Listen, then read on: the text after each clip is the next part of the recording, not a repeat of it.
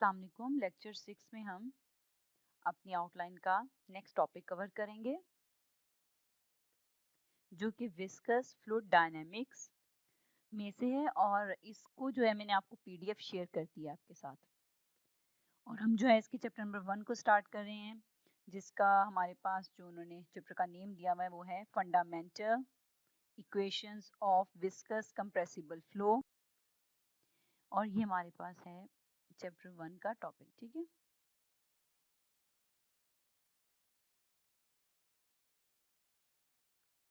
Last book जो हमने पढ़ी थी वो आइडियल फ्लूइड डायनामिक्स की थी, यानी यहाँ जो हमने विस्कस का लफ्ज पढ़ा है ये पिछली बुक में हमारे पास आइडियल का वर्ड था, आइडियल।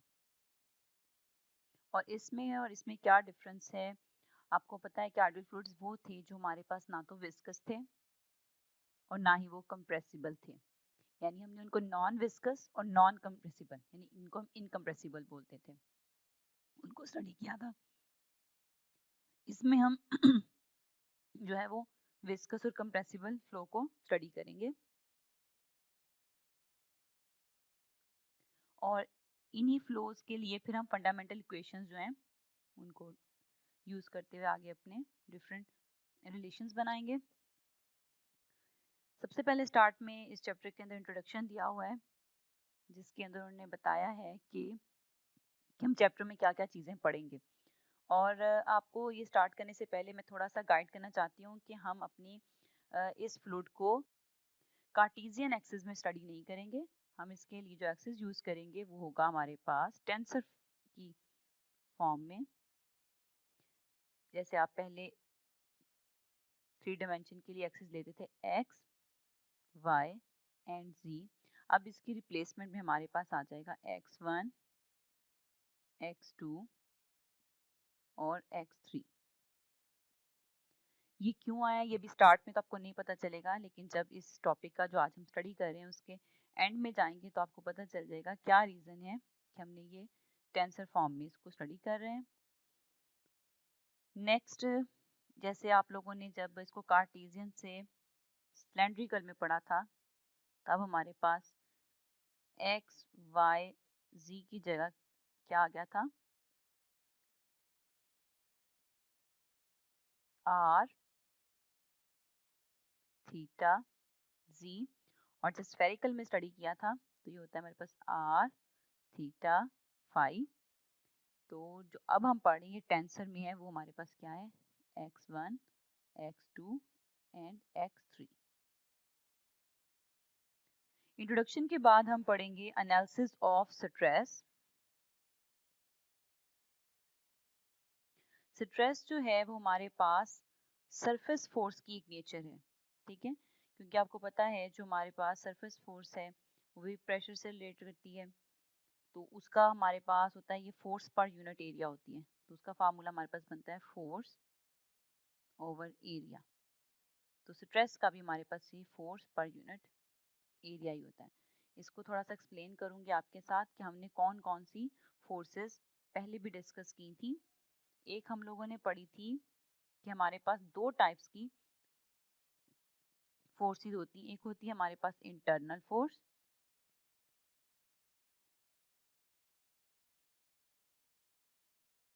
और एक हमारे पास होती है एक्सटर्नल फोर्स।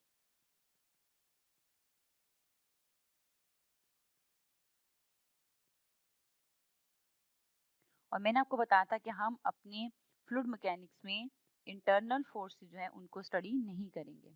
इंटरनल फोर्सेस जो हमारे पास फ्लूइड्स होते हैं उनके अंदर जो एटम्स हैं यानी मालिक्यूलर फोर्सेस जो एटम्स के दरमियान एग्जिस्ट करती हैं वो वाली फोर्सेस। बिकॉज हमने शुरू में ही फर्स्ट चैप्टर में अपनी जब फ्लूइड मैकेनिक्स 1 को डिस्कस किया था तो एक कंटिन्यूम हाइपोथेसिस पढ़ा था जिसमें हमने कहा था कि हम जो है इसके अंदर ऑलवेज ये समझ लेंगे कि कंटिन्यूस हमारा जो है वो फ्लूइड रहता है, जिसकी वजह से हम इसके इंटरनल फोर्सेस को जो है डिस्कस नहीं करेंगे। अब आ जाते हैं एक्सटर्नल फोर्सेस पे। जो एक्सटर्नल फोर्सेस हैं वो फर्दर 2 टाइप्स में डिवाइड हो जाती हैं हमारे पास। जो हमारे पास फर्स्ट टाइप आती है इसकी वो आ जाती है बॉडी फोर्स और सेकंड हमारे पास जो टाइप आ जाती है वो हमारे पास है सरफेस फोर्स।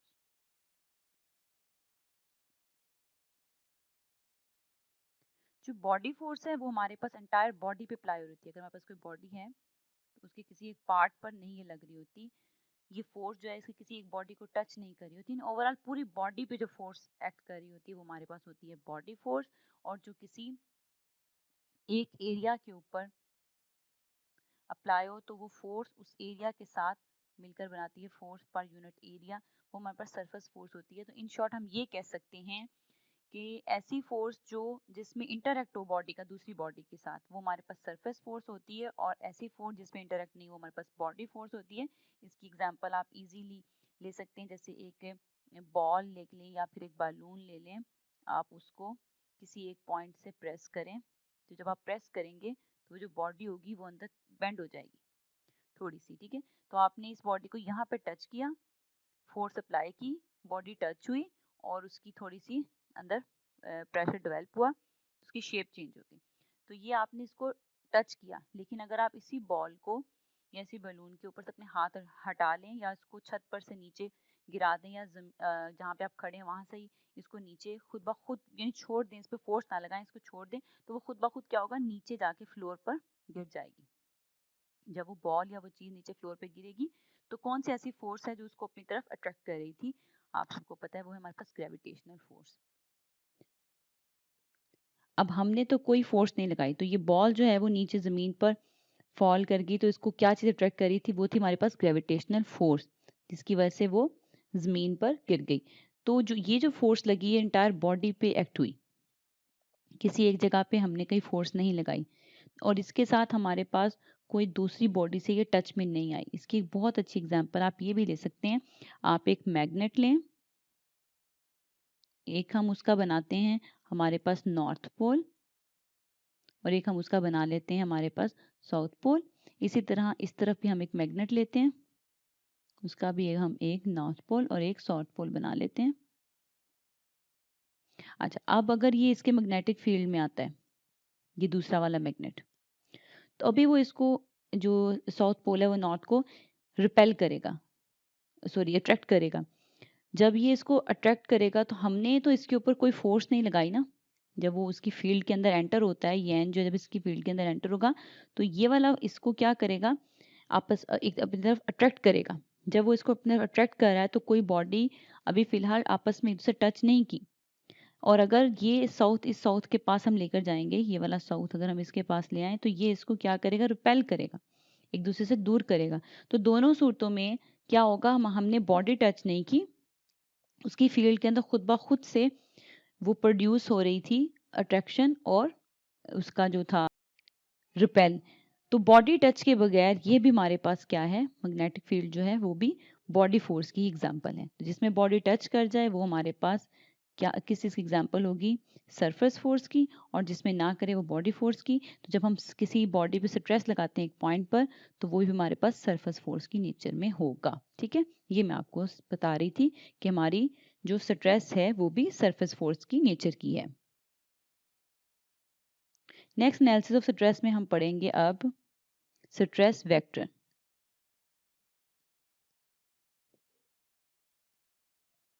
इसके लिए हम क्या करेंगे, let S be the surface of a continuous body. हमने हर टाइम ये लफ्ज़ जरूर बोलना है कि हमने कंटिन्यूअस बॉडी ली है, ताकि हमने उसके इंटरनल नहीं देखना कि फ्लूइड के अंदर क्या हो रहा है, ठीक है। एक हमने कंटिन्यूअस बॉडी ले ली है which is subjected to a system of forces, नहीं हम अब इसके ऊपर फोर्स सिस्टम पे शो करेंगे, लेकिन क्या करेंगे, इस एस बॉडी का हम यहाँ से एक एलिमेंट डेल्टा एस ले लेंगे, जिसके ऊपर एक पॉइंट P के ऊपर हम फोर्स T अप्लाई करेंगे। ये हमारी स्ट्रेस को शो कर रही है, ठीक है। और ये मैंने बाहर के डायरेक्शन में क्यों लिया है कि ये वाली बॉडी जो है वो फोर्स अप्लाई कर रही है, आउटवर्ड डायरेक्शन में इसका हमने लिया है, जो भी डेवलप हो रहा है फोर्स। अब जब भी हम लोगों ने फोर्स को शो करनी है, तो मैंने आपको अपने पिछले बुक में आइडियल जब हमने पढ़ी थी फ्लूइड, उसके अंदर ये बात अच्छे से बताई थी कि हम लोगों ने हमेशा जो है राइट हैंड रूल के अकॉर्डिंग, अपने राइट हैंड रूल के अकॉर्डिंग थंब को इरेक्ट रखते हुए हमेशा एन कैप को ऐसे लेना है। हमने जब भी किसी बॉडी के ऊपर स्ट्रेस को शो करते हुए दिखाना है तो हमें ये बताना होगा कि हमने जो है उसके ऊपर आउटवर्ड नॉर्मल जो ड्रॉ किया है वो आउटवर्ड लिया है या इनवर्ड लिया है। अगर तो आप इसको ये वाला जो आपने एलिमेंट लिया है इसके ऊपर अपना आउटवर्ड ड्रॉन करते हैं ऐसे आउटवर्ड, तो आप लोग जो फोर्स इसके ऊपर आउटवर्ड अप्लाई करेंगे वो भी इसके साथ पॉजिटिव होगी, यानी उसकी, और इस एन के आउटवर्ड होने की वजह से ये जो स्ट्रेस हमने इस पे अप्लाई की ये भी पॉजिटिव होगी। लेकिन अगर आप यही एन जो है वो इनवर्ड ले लेते हैं इस तरह, तो इनवर्ड होने से इसकी डायरेक्शन की ऑपोजिट हो जाएगी, तो ये नेगेटिव हो जाएगा हमारे पास। तो हम लोगों ने एक ही रूल थ्रू आउट लेकर चलना है, हमने इनवर्ड जो है नॉर्मल ड्रॉ ही नहीं करना, हमेशा आउटवर्ड नॉर्मल हमने ड्रॉ करना है। तो अब उसके अकॉर्डिंग हमारी स्ट्रेस जो है मैंने पॉजिटिव सेंस में लेने के लिए बाहर की तरफ उसकी डायरेक्शन रखी है, जिस तरफ हमारा एन कैप की डायरेक्शन है। ओके, हमारा एस बॉडी हो गई, और उसके बाद हमारे पास इसके अंदर जो हमने एलिमेंट लिया वो डेल्टा एस हो गया। जो हमने इस पी पार्टिकल के ऊपर अपना नॉर्मल शो किया वो आउटवर्ड डायरेक्शन में हो गया, और जो हमने स्ट्रेस लगाई वो हमारे पास क्या है, टी है। और यहाँ पे साथ में एन का नोटेशन जो है वो बुक में यूज़ किया, मैं भी करूँगी। वो एन ये शो करेगा जो हमारी स्ट्रेस है वो नॉर्मल की डायरेक्शन में ही है। तो अब जो इसने स्ट्रेस लगने से जो इस पॉइंट पर फोर्स प्रोड्यूस हुई उसको हम लिख सकते हैं कि हमारे पास जो फोर्स आ रही है वो क्या है, डेल्टा इस, क्योंकि डेल्टा एस पर लग रही है इसलिए हम इसको डेल्टा एफ एन से शो कर देते हैं। तो अब इसके लिए अगर हम लिखना चाहें अपना फार्मूला तो क्या बनेगा, वो आएगा हमारे पास फोर्स पर यूनिट एरिया। फोर्स कितनी है, डेल्टा एफ एन है यहाँ पर, और जो एरिया है वो हमारे पास डेल्टा एस है। तो ये हमारे पास किसके इक्वल आ गया, स्ट्रेस के इक्वल। और यहाँ पे जो हमने डेल्टा एस लिया हुआ है वो वेरी स्मॉल है, तो हम ये कह सकते हैं कि डेल्टा एस के लिए हम ये लिमिट लिख सकते हैं, delta S approaches to zero, delta F N divided by delta S, ठीक है, इज इक्वल टू जीरो, कि जो हमारा हमने लिया है वो नियर टू डेड है। अब इसको हमें पता है हमारे कैलकुलस में लिमिट जब इस तरह डेल्टा पे अप्लाई होती है तो वो किस में कन्वर्ट हो जाती है हमारे पास, डेरिवेटिव में। तो ये हमारे पास जाएगा D F N divided by D S के। नेक्स्ट जो है, अब ये हमने सिर्फ इस एक एलिमेंट के लिए सारा काम किया था। अगर हम इसको इसी इसी चीज को हम थ्रू आउट लेना चाहते हैं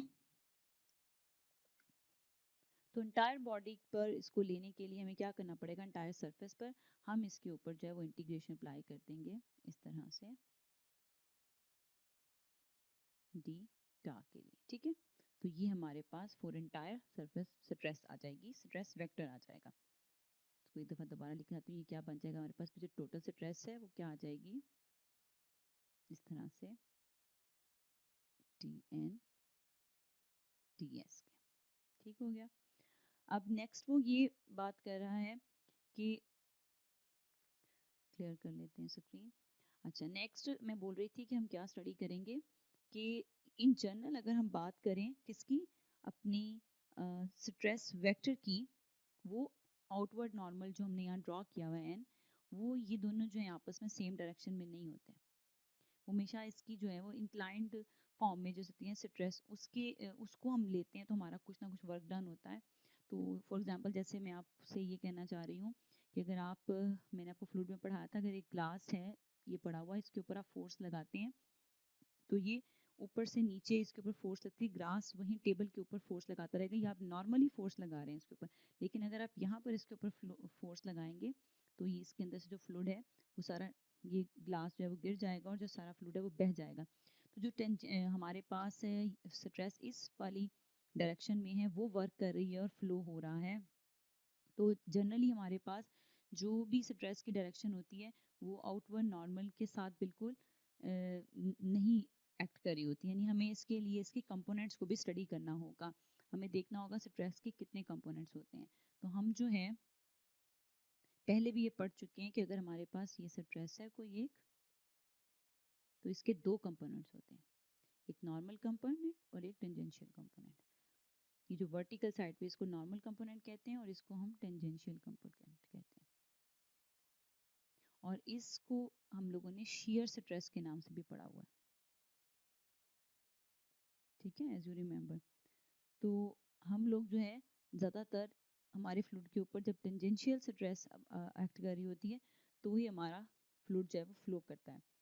लास्ट में एक बात और मैं आपसे डिस्कस कर रही हूँ यहाँ पर कि अगर हम, जो मैंने स्टार्ट में ही बता दी था, दोबारा रिपीट कर रही हूँ किसी और वर्ड्स में, कि अगर हम इस एन को पीछे की तरफ, यानी कि ये आउटवर्ड अपवर्ड की बजाय इनवर्ड हो तो ये माइनस एन हमारे पास आ जाएगा।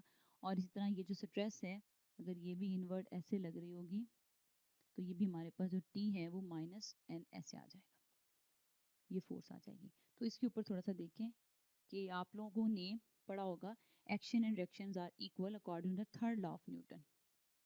न्यूटन का जो थर्ड लॉ है उसके अकॉर्डिंग अगर आप देखें तो उसने कहा था एक्शन और रिएक्शन इक्वल होते हैं बट ऑपोजिट होते हैं एक दूसरे के। इक्वल तो हैं बट ऑपोजिट इन साइन। तो हम कह सकते हैं अगर एक बॉडी के ऊपर फोर्स एफ अप्लाई हो रही है तो इसके जवाब में एक और बॉडी के ऊपर रिप्लाई के अंदर फोर्स लगेगी जो कि माइनस एफ होगी।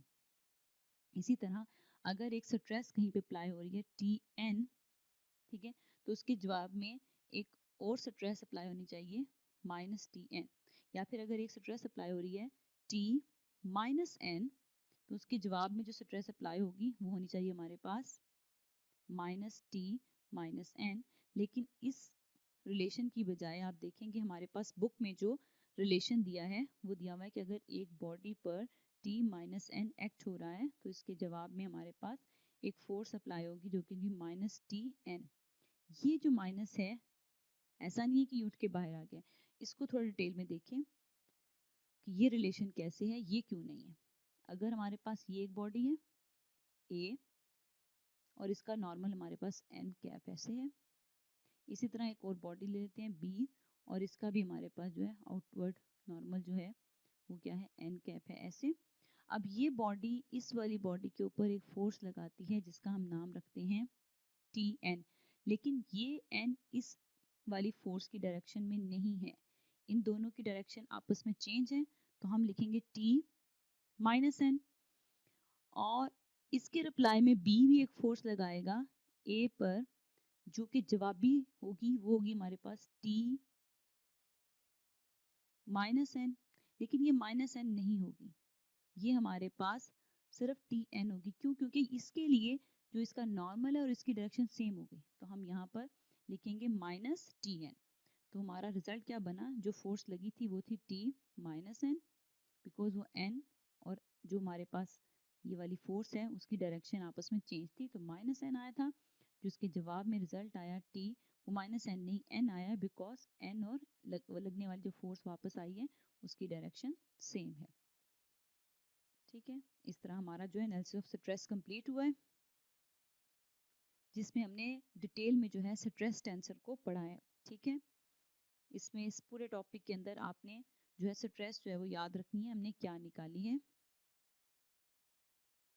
हमने स्ट्रेस जो फाइंड की है वो हमारे पास आई है T integration for surface S T N D S. ये हमने क्या निकाला है हमारे पास स्ट्रेस वेक्टर। ठीक है, अब हम आगे पढ़ते हैं कंपोनेंट्स ऑफ स्ट्रेस। ये जो है लेक्चर नंबर 7 में मैं आपके साथ डिस्कस करती हूँ क्योंकि फिर इस तरह लेक्चर की लेंथ ज़्यादा हो जाएगी। ठीक है,